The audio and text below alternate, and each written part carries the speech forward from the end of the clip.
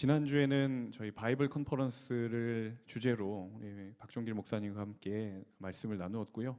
이제 다시 갈라디아서로 돌아와서 갈라디아서의 말씀을 함께 나누도록 하겠습니다. 아마 영화 좋아하시는 분들 많을 거라고 생각이 드는데요. 영화를 좋아하시는 분들이라면 한 번쯤은 이런 경험을 해보시지 않으셨을까라는 생각이 듭니다. 어떤 경험이냐면 이제 영화가 개봉하기 이전에 그 영화의 그 줄거리를 굉장히 압축해서 짧은 영상을 하나 보여주죠. 그것을 가리켜서 예고편이라고 합니다. 이제 개봉될 예정인 영화의 예고편을 봤는데 너무 그 내용이 궁금해지는, 기대감을 불러일으키는 예고편인 거예요. 그래서 개봉이 되자마자 그 영화를 영화관에 가서 딱 봤는데 막상 보고 나니까 예고편만큼 기대를 충족하지 않는 영화를 보신 분 계신가요 혹시? 그런 경험이 있으실 것 같아요. 반대로 예고편을 봤는데 굉장히 기대도 안 되고 이거는 그냥 추석에 TV로 봐야 되겠다 이 생각을 하고 있었는데 영화관에 갔는데 시간이 여차저차 맞지 않아서 하필 그 영화를 또 봐야 될 수밖에 없는 상황에서 그냥 기대함 없이 딱 영화를 봤는데 막상 보니까 너무 재밌는 거예요. 그런 영화 보신 분도 계실 거라고 생각이 듭니다. 자, 예고편이라고 하는 것은요, 언제나 그 기능은 본편에 대한 기대를 가지도록 하는, 그게 이제 예고편의 가장 중요한 역할이죠. 그런데 그 예고편이 때로는 실망을 주기도 하고 때로는 만족을 주기도 하는, 기대를 주기도 하는 그런 여러 가지 우리 현상들이 발생이 되는 것입니다. 자, 기대가 실망이 되기도 하고 때로는 아무런 기대도 없다가 만족이 되기도 하죠. 자, 왜냐하면 예고편은 어디까지나 예고편이죠. 본편이 아니기 때문이에요. 자, 그런데 우리의 마음속에는 예고편을 보면 무의식적으로 그 예고편과 본편을 연결합니다. 이런 내용이 본편에 있겠구나. 이렇게 연결을 합니다. 그래서 기대를 갖기도 하고 또 반대로 기대를 하지 않기도 하죠. 그런데 예고편이 어디까지나 예고편이다라는 생각을 한다면 때로는 기대를 주기도 하고 때로는 실망을 주기도 해도 본편에 대한 생각을 우리는 따로 해볼 수도 있다라는 것이죠. 자, 이게 과연 비단 영화라는 하나의 장르에만 국한된 이야기일까? 우리가 삶을 살아가다 보면 마주하는 수많은 삶의 사건들과 상황들도 마치 이런 것과 같다는 생각이 들어요. 기대를 했다가도 대단한 실망으로 오기도 하고 또 반대로 아무런 기대를 하지 않았던 만남이나 혹은 관계 속에서 엄청난 만족을 경험하는 그런 우리의 여러 경험들이 있습니다. 그런데 분명한 한 가지 사실은 그 여러 다양한 상황들 앞에서 우리가 그 상황이나 그 만남이나 그 여러 가지 정황들을 바라보는 우리의 시선에는 분명히 명확한 한계가 있다라는 사실입니다. 단지 이것은 오늘을 살아가는 우리에게만 국한된 것이 아니라 시대를 막론하고 인간이라고 하는 존재가 그런 연약한 시야를 가지고 있고 그런 한계적인 마음을 가지고 있기 때문에 우리에게 경험되는 일들이다라는 것이죠. 자, 바울이 갈라디아서를 통해서 갈라디아 교회와 그리고 갈라디아 교인들에게 복음이 얼마나 완전한 것인지 그리고 복음이 얼마나 온전한 것인지를 강조하려고 했던 이유도 바로 이러한 맥락 가운데 있다라는 거예요. 바울은 잘 알고 있었습니다. 나의 시선으로, 우리의 시선으로 복음 안에 담겨져 있는 하나님의 계획을 완전히 다 알 수 있다는 것은 불가능한 일이다.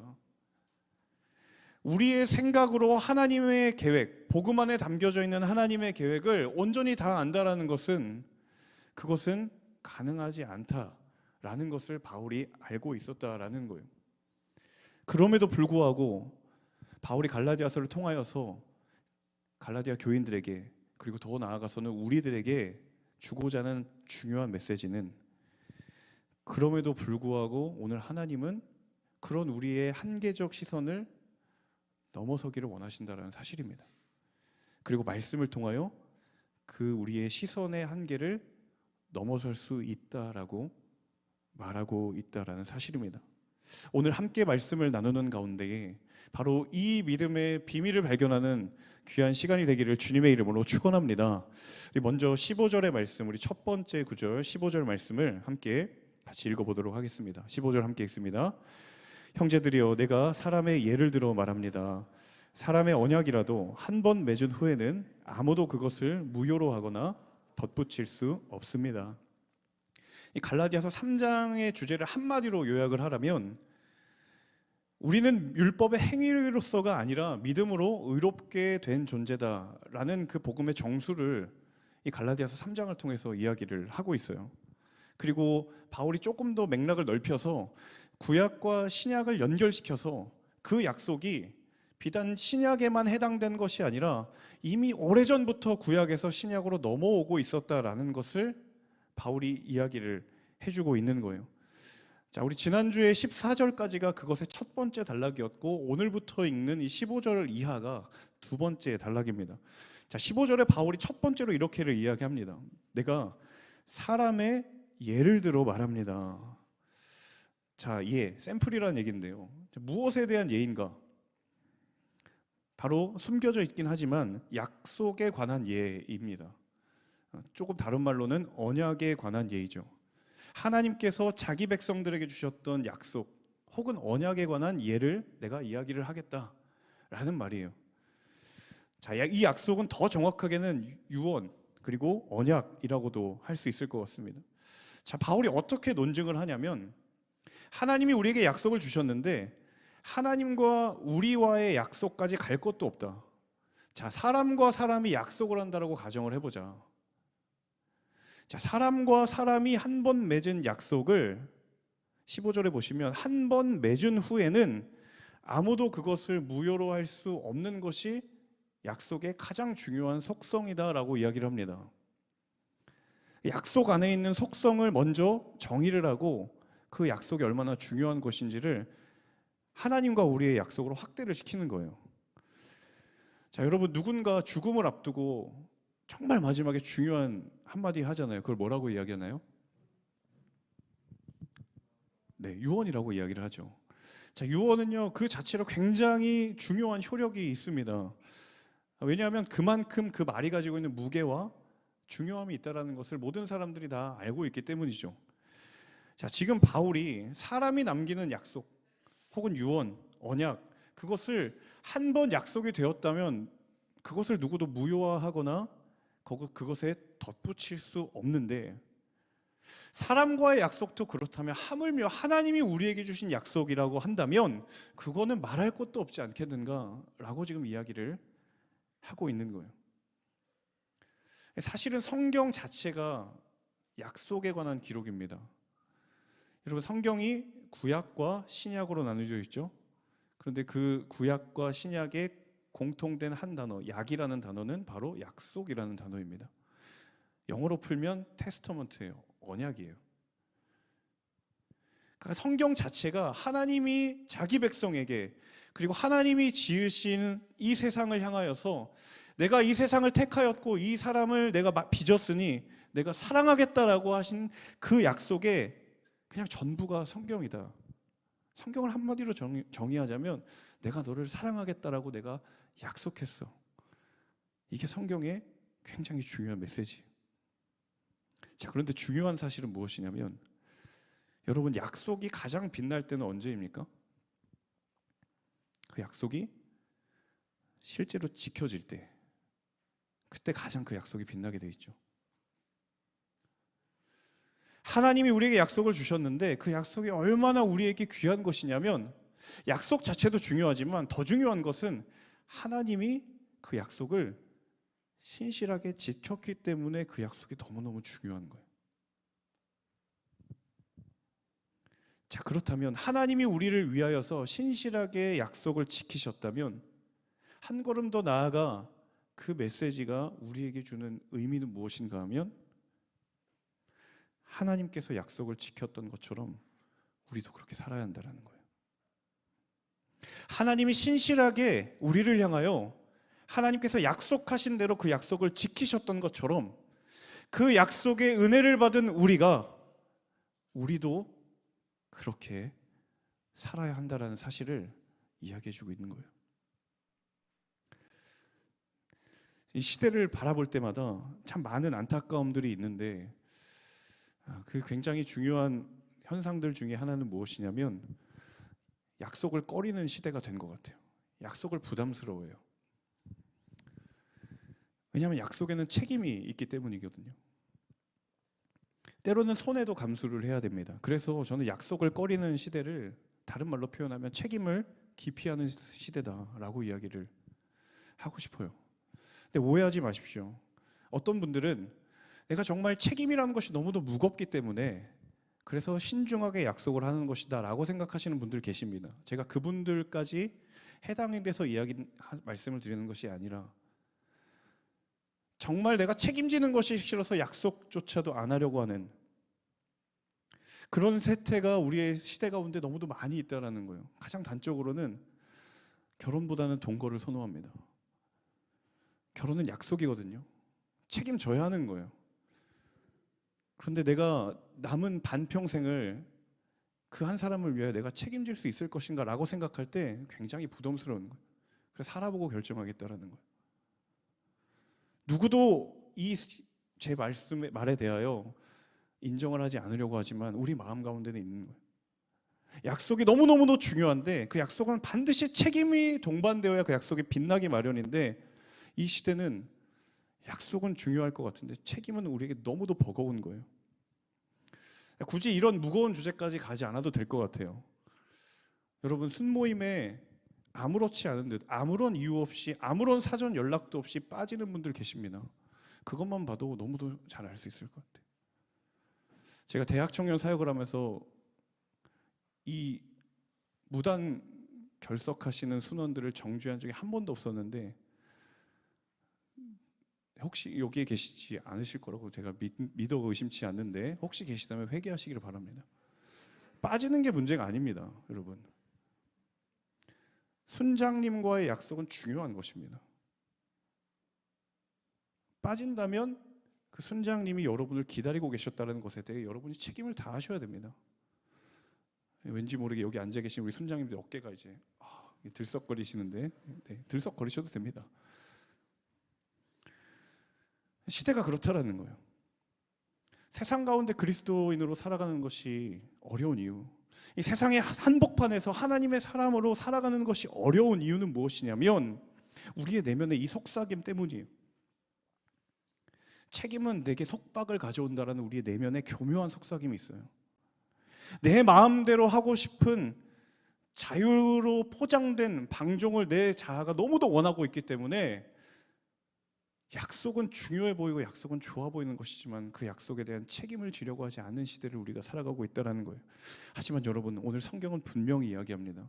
하나님은 약속을 하셨고 우리를 위하여 사랑의 그 약속을 하셨고 그 약속을 따라 책임을 지셨습니다. 그리고 오늘 저와 여러분에게 그 약속을 따르는 자가 되라고 말씀하십니다. 여러분, 하나님께서 우리에게 신실하셨던 것처럼 우리도 그 약속을 따라 신실하게 살아가는 하나님의 사람들 모두가 되시기를 주님의 이름으로 축원합니다. 우리 이어서 16절과 17절의 말씀을 함께 같이 읽도록 하겠습니다. 16절, 17절 함께 읽습니다. 하나님께서 아브라함과 그의 자손에게 약속을 주실 때 여러 사람을 가리켜 자손들에게라고 하지 않으시고 오직 한 사람을 가리켜 내 자손에게라고 하셨는데 이는 곧 그리스도이십니다. 내가 말하고자 하는 것은 이것입니다. 430년 후에 생긴 율법이 하나님에 의해 미리 정해진 언약을 무효화해 그 약속을 취소할 수 없다는 것입니다. 이 바울의 주된 논지는 뭐냐면 너희들이 율법이 굉장히 중요한 것처럼 생각했고 율법이 뭔가 원조라고 생각했는데 사실은 잘 보면 율법보다 먼저 있었던 약속이라는 것이 있다. 근데 그 약속의 핵심이 무엇이냐면 바로 오실 예수 그리스도에 관한 내용이 그 약속의 핵심이었다라고 이야기를 합니다. 이미 창세기에서 아브라함에게 주셨던 약속의 대상이 자손이라고 하는 한 명을 가리키는 단수였고요. 그리고 그것이 예수 그리스도를 의미한다라는 것이 바울의 설명입니다. 자, 그런데 율법은 어떠한가? 오늘 16절 우리가 방금 읽었던 것처럼 17절까지요. 시간적으로 아브라함이 하나님으로부터 받았던 약속을 비교해 보면 율법은 430년이나 한참 지난 뒤에 주어진 거예요. 더 구체적으로는 출애굽 이후에 모세라고 하는 그 중재자를 통하여서 율법이 주어졌어요. 자, 순서상으로 어떻게 됩니까? 약속이 먼저입니까? 율법이 먼저입니까? 별로 중요하지 않습니까? 약속이 먼저입니까? 율법이 먼저입니까? 약속이 먼저입니다. 약속이 먼저 있었고 율법이 그 뒤를 따랐던 거예요. 자, 중요한 순서의 흐름이 있어요. 약속과 언약을 통해 하나님과 이스라엘 백성들의 관계가 형성이 되었어요. 그리고 그것 때문에 이스라엘 백성들이 하나님 앞에서 지켜야 할 규정, 다시 말하면 율법이 생긴 거예요. 자, 아무런 관계도 아닌데 지켜야 할 규정 제시할 수 없죠. 이미 약속으로, 언약으로 형성된 관계가 있기 때문에 그 이후에 따라온 율법이 의미가 있는 거예요. 자, 그런데 우리가 기억하셔야 할 한 가지 중요한 사실은 이 순서예요. 하나님은요, 우리를 먼저 사랑하시고 그리고 계명을 주셨다는 이 순서가 너무너무 중요합니다. 하나님이 이스라엘 백성들에게 율법을 주시는 과정을 한번 잘 생각해 보면 하나님이 그냥 다가와서 나랑 약속하자라고 하나님이 강요하지 않으세요. 출애굽기를 보면 하나님이 모세를 부르셔서 모세에게 이렇게 백성들에게 가서 물어보아라라고 이야기합니다. 내가 너희의 하나님이 되기를 원하는데 너희가 그 제안에 응하겠느냐? 그 언약을 맺을 것을 제안을 하거든요. 모세가 그것을 가지고 백성들에게 갑니다. 백성들이 오케이, 저희 언약 맺겠습니다. 그 언약의 내용이 뭐냐면 내가 너희 하나님이 되겠다. 내가 너희를 끝까지 지키고 사랑하겠다. 자, 백성들이 받아들입니다. 그리고 나서 그 약속에 따른 계명이 다가오는 거예요. 언약이 먼저였고 그 다음에 계명이 먼저였어요. 자, 저를 포함하여 저도 예외가 될 수 없을 것 같아요. 대단히 많은 경우에 우리를 좌절하게 하고 우리를 위기에 빠뜨리는 이유가 무엇이냐면 하나님이 우리에게 계명과 사명을 주시기에 앞서서 우리가 먼저 우리를 하나님이 사랑하셨다라는 사실을 우리가 너무도 많이 잊고 살아간다는 사실이에요. 이렇게 들으면 너무 당연하잖아요. 하나님 우리 사랑하신 다음에 율법을 주셨다라고 하면 너무도 당연한 건데 실제 우리의 삶 가운데서 마주하는 수많은 문제들 앞에서 이 전후 관계가 뒤바뀌어 있거나 아니면 계명이 있기 위한 하나님의 사랑을 우리도 잊어버린 채 살아가다가 우리가 지켜야 할 계명만 눈에 보인 채 하나님이 우리를 먼저 사랑하셨다라는 사실을 잊어버리는 거예요.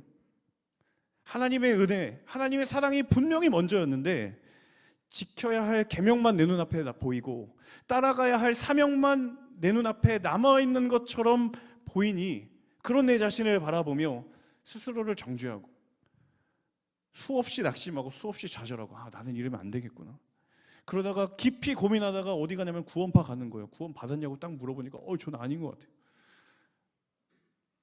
하나님이 먼저 사랑하시고 약속을 맺으셨기 때문에 그 약속에 따른 계명을 주셨다는 그 사실을 너무도 지금은 당연한데 위기만 만나면 싹 잊어버리는 거예요. 요한일서에서 이렇게 이야기합니다. 우리가 사랑하는 것이 무엇이에요? 하나님이 제자들과 우리에게 주신 계명이잖아요. 서로 사랑하는 그 계명은 그가 먼저 우리를 사랑하셨습니다. 여러분 믿으십니까? 사랑이 먼저였기 때문에 그 계명과 그 부르심도 다 의미가 있는 거예요. 사랑하는 여러분, 가장 먼저는 저와 여러분의 각자 자신을 향한 이 은혜의 우선순위가 회복되기를 주님의 이름으로 축원합니다. 여러분, 나를 바라볼 때마다 분명히 하나님이 나를 사랑하신다라는 것을 순간순간 알지만 위기가 만날 때마다 하나님이 나를 먼저 사랑하셨다라는 사실을 잊어지게 만드는 내 안의 수많은 위기들을 다시 한번 말씀 앞에 대적하시기를 주님의 이름으로 축원합니다. 나와 관계한 이들을 향한 여러분의 시선조차도 은혜의 우선순위가 회복되기를 주님의 이름으로 축원합니다. 여러분, 우리 안의 정죄는 바로 이 우선순위가 뒤바뀌었거나 사라졌기 때문에 그래요. 남을 향한 정죄, 나 자신을 향한 정죄는 바로 사랑과 계명의 우선순위가 회복될 때 비로소 온전케 되는 줄로 믿습니다. 여러분, 다시 한번 이 은혜의 우선순위, 이 복음의 우선순위가 회복될 수 있기를 주님의 이름으로 축복합니다. 우리 이어서 21절과 22절 함께 읽겠습니다. 그러면 율법이 하나님의 약속과 상반되는 것입니까? 결코 그럴 수 없습니다. 만일 율법이 생명을 줄 수 있는 것으로 주어졌다면 분명히 의는 율법에서 났을 것입니다. 그러나 성경이 모든 것을 죄 아래 가두었습니다. 이는 믿는 사람들에게 예수 그리스도를 믿는 믿음에 근거한 약속을 주시기 위함입니다. 자, 율법보다 약속이 먼저였어요. 그리고 하나님이 우리를 사랑으로 부르시고 나서 율법을 주셨어요. 이 갈라디아서에서 흐르는 바울의 논지인데, 그 바울의 논지 속에 우리가 피해갈 수 없는 한 가지 질문이 있어요. 그 질문은 무엇이냐면, 우리가 읽진 않았지만 19절의 표현처럼 그러면 율법은 뭐냐라는 거예요. 더 적나라하게 표현을 해본다면, 그렇다면 하나님은 도대체 왜 율법을 주셨는가? 이 율법이 본질적인 것도 아닌 것처럼 보이고, 이미 하나님께서 약속이 먼저였다면 도대체 율법은 왜 주셨고, 이 율법은 도대체 무슨 의미가 있는가? 바울이 율법을 설명할 때 이 율법이 약속된 자손이신 예수 그리스도가 오시기까지 죄 때문에 더한 것이다 라는 표현을 써요. 죄 때문에 더한 것이다. 자, 실제로 이스라엘 사회는 지금도 그렇고요, 유대인들은 율법을 굉장히 성스러운 것으로 여깁니다. 그리고 율법에 대해서 절대적인 신뢰를 가지고 있어요. 율법에 대한 유대인들의 생각이 그렇습니다. 자, 그런데 여기 한 가지 중요한 맹점이 있습니다. 그것은 무엇이냐면, 자, 율법에 대한 신뢰를 무엇과 연결시키냐면 그 율법을 지킬 수 있는 사람에 대한 신뢰와 연결시켜 버리는 거예요. 율법 자체는 선한 것인데 그 율법과 함께하는 사람마저도 그 율법을 지킬 수 있다는 신뢰와 맞물려 버리는 거예요. 그러니까 인간이 온전히 율법을 지킬 수 있다라고 생각을 하는 것이죠. 자, 하지만 과연 그러한가?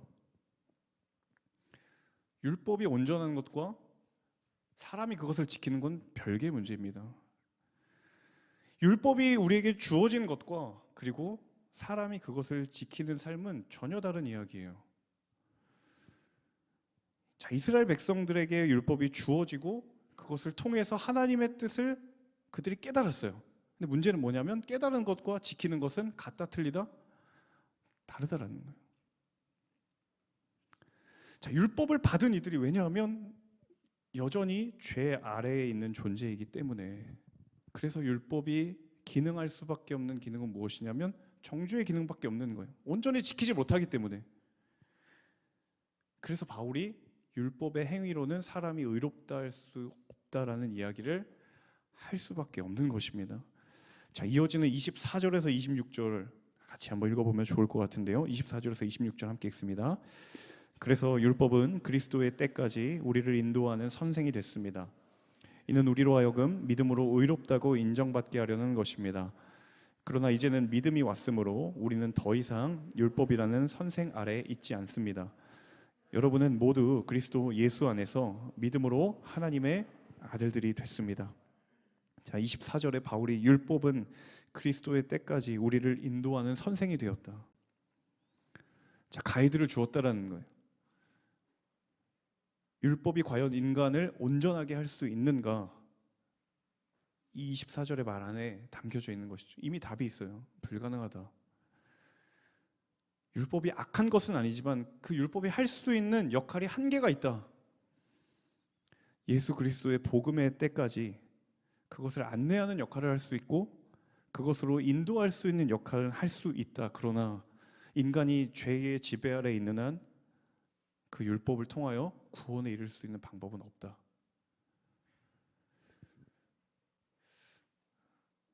저희 집에 두 아들이 있는 거 이제는 다 아시죠? 네. 아들 얘기만 하면 다들 웃으시는데, 네, 아마 지금 저희 아이들이 이걸 보고 있기 때문에 본인들도 웃을 거예요. 네, 문제는 자기들 흉보는 걸 거라는 사실을 예상치 못하고 즐겁게 보고 있을 것 같은데, 저희 첫째가 7살이고 둘째가 4살인데요. 정말 거짓말 하나도 안 보태고 팍 터지게 싸웁니다. 네, 사이좋게 지낼 때도 있고요. 물론 있습니다. 맨날 싸우지는 않아요. 그런데 굳이 제가 싸울 때와 사이좋을 때를 비교해 보면 월등히 싸울 때가 더 많은 것 같아요. 자, 그러다 보니까 저희 집에서 희한한 한 가지 일이 일어납니다. 무엇이냐면 계속 규칙을 만들어내는 거예요. 이 싸움을 방지하기 위해. 자, 제가 며칠 전에 만들어진 따끈따끈한 규칙을 하나 소개해 드릴게요. 이 규칙은 뭐냐면 아침에 둘째는 어린이집을 가고 첫째는 이제 유치원을 가는데 같은 시간대에 나갑니다. 근데 저희 현관문을 스위치를 누가 열 것이냐, 이게 굉장히 이제 힘들어요. 엄청 싸우거든요. 이 스위치 앞에서 진짜 박 터지게 싸웁니다. 그래서 저희가 규칙을 만들었어요.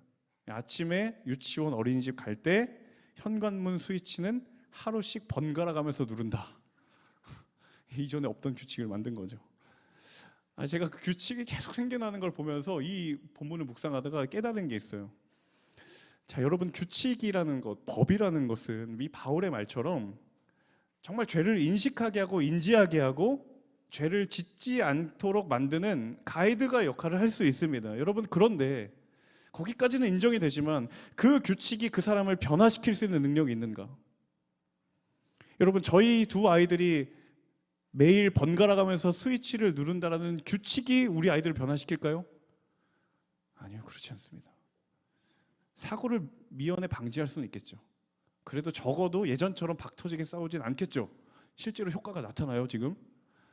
그런데 제가 아무리 봐도 첫째의 시선을 보면 내가 규칙은 들어는 드릴게, 근데 나는 인정 못해, 약간 그런 표정이에요.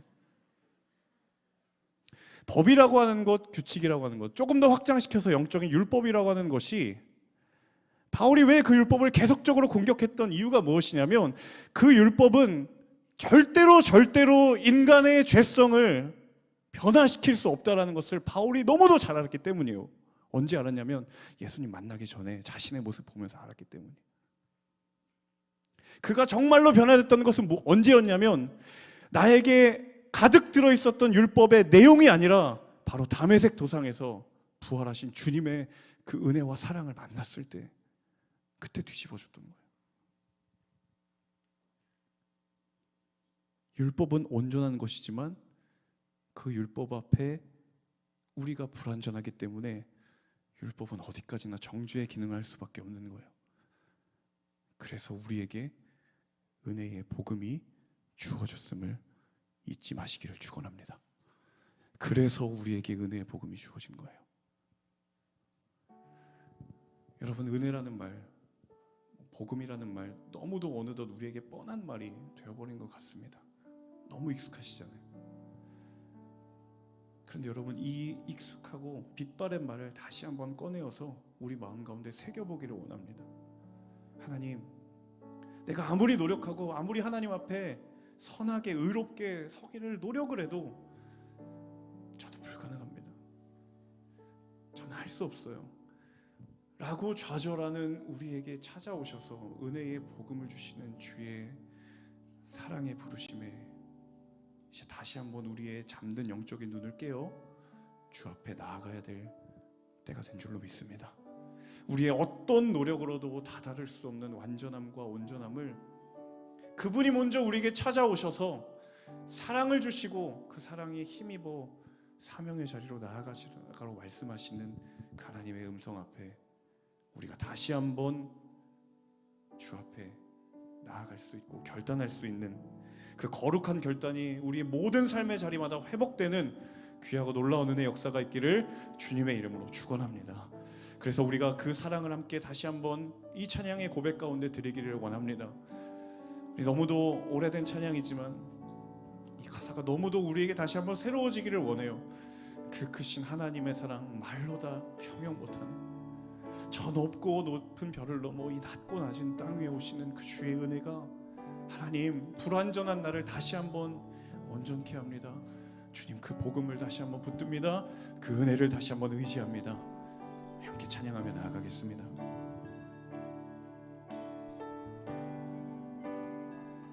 그 크신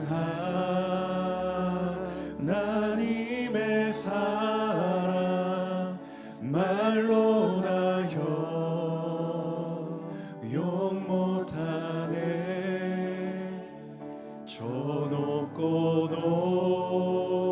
높은 별을 넘어 이 낮고 낮은 땅 위에 죄범한 영혼 구하려 그 아들 보내사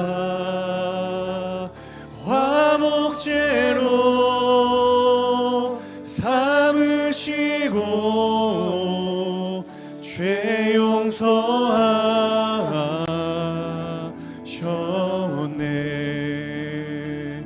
하나님 크신 사랑을 증량나무하며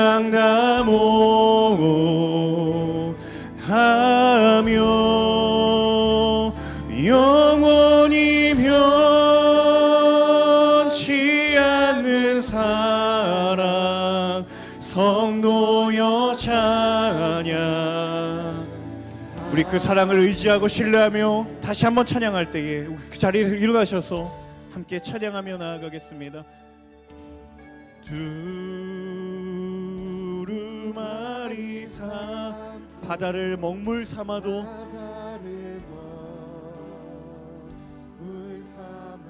한없는 하나님의 사랑, 한없는 하나님의 사랑 닿기로 갈 수 없겠네. 하나님의 크신 사랑 그 어찌다 쓸까. 저 하늘 높이 쌓아도 채우지 하나님 크신 사랑은 하나님 크신 사랑을 증량다 못하며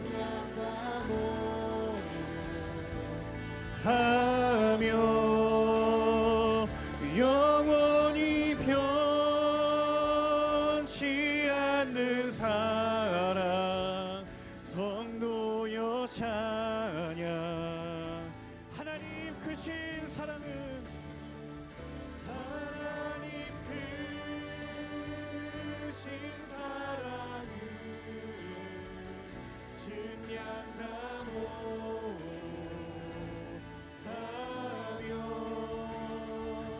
영원히 변치 않는 사랑. 내 영혼아 그 사랑을 찬양할지어다. 하나님 크신 사랑을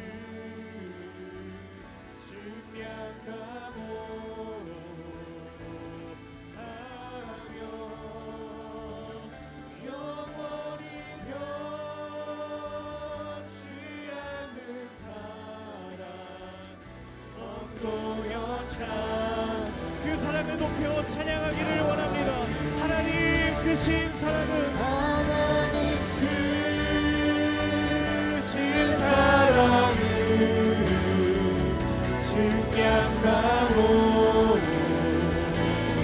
증량나무하며 영원히 변치 않는 사랑 성도여 찬양.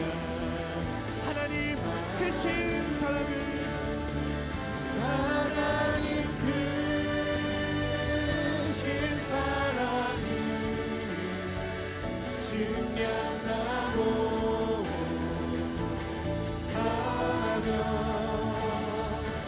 영원히 변치 않는 사랑 성도여 찬양하세.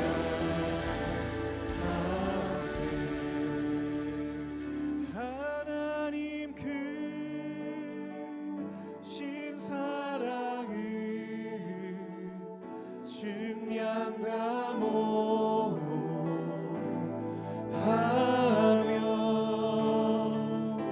영원히 변치 않는 사랑 성도여 찬양하세.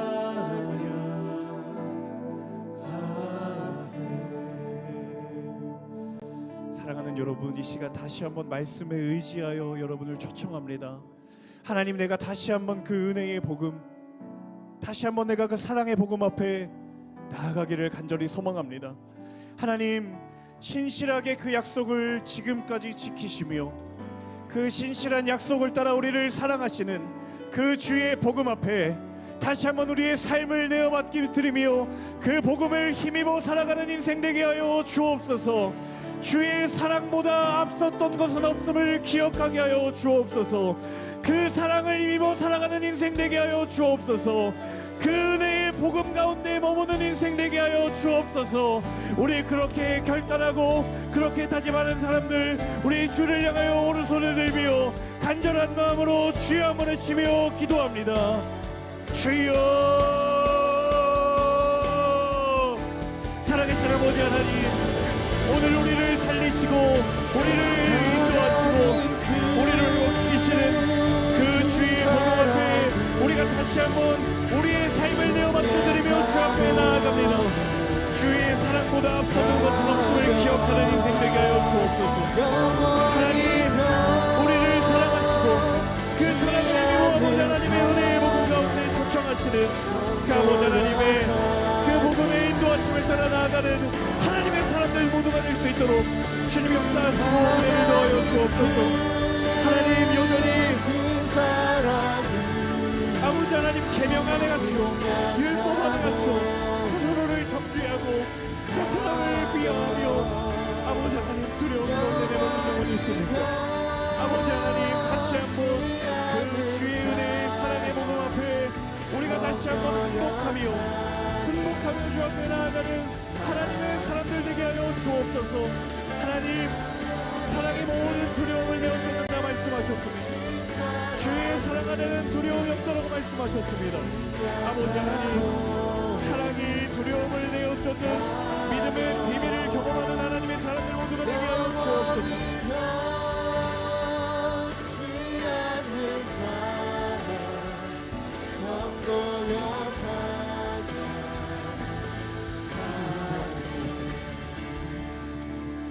다시 한번 결단하며 기도하며 나아갈 때 하나님, 우리를 위하여 신실하게 약속을 지키시는 그 주님의 믿음의 발자취를 따라 우리도 그 약속을 신실하게 따르며 나아가는 부르심에 합당한 인생 되게 하여 주옵소서.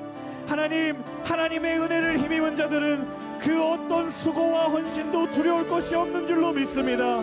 하나님, 우리를 위하여 신실하게 약속하셨고 죽기까지 그 영혼을 끝까지 책임지셨던 주의 마음 들고 우리의 삶의 자리로 나아가는 하나님의 사람 되게 하여 주옵소서. 우리 다시 한번 기도하며 나아갈 때에 주여 한번 외치며 기도합니다. 주여.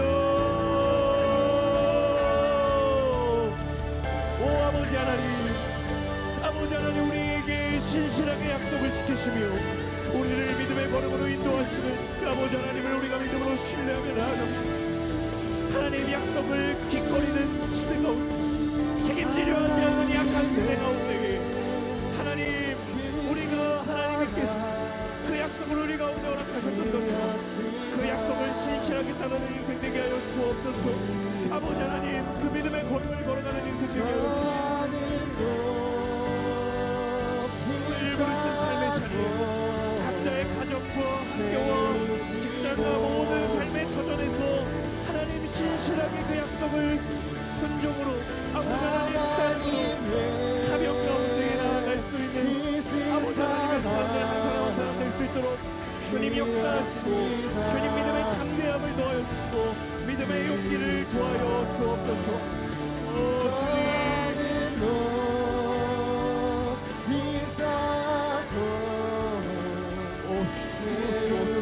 하나님, 우리에게 그 믿음의 약속을 주신 하나님을 찬양하며 하나님, 우리에게 그 믿음의 약속을 믿음의 비밀을 도와주시고 그 복음을 힘입어 나아가는 하나님의 사람들 될 수 있도록 인도하여 주옵소서. 하나님, 사랑이 모든 두려움을 내어 쫓는다라고 말씀하셨습니다. 우리가 사랑하면 그가 먼저 우리를 사랑하셨기 때문이라고 말씀하십니다.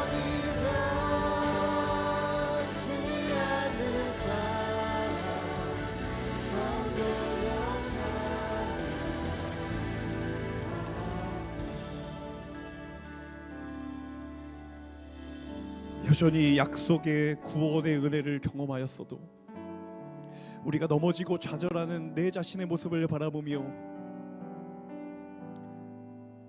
사랑의 우선순위가 어느새 잊어져 버리고 내 안에 지켜야 할 계명과 율법들만이 남아 내 스스로를 정죄하고 다른 이들을 정죄하고 끊임없는 두려움과 좌절과 절망의 수레바퀴 가운데 있었던 우리 가운데 하나님 다시 한번 말씀을 통하여 우리 가운데 말씀하십니다. 사랑이 모든 두려움을 내어 쫓는다라고 말씀하십니다. 우리가 사랑하면 그가 먼저 우리를 사랑하셨기 때문이라고 말씀하십니다. 하나님, 사랑하시고 계명을 주셨다는 사실을 우리가 다시 한번 믿음의 눈을 뜨러 주의 말씀을 붙들기를 소망합니다. 하나님, 스스로를 정죄하며 스스로를 짓눌렸던 하나님의 자녀들에게 사랑의 이유와 사랑의 의미를 회복시켜 주옵소서. 하나님, 사랑의 모든 두려움을 내쫓는 은혜의 경험들이 매 순간순간마다 삶으로 경험되는 인생 되게 하여 주옵소서. 은혜 위에 복음에 머무는 인생 되게 하여 주옵소서. 능력의 복음에 머무는 인생 되게 하여 주옵소서. 십자가의 보혈의 복음 가운데 거하는 인생 되게 하여 주옵소서.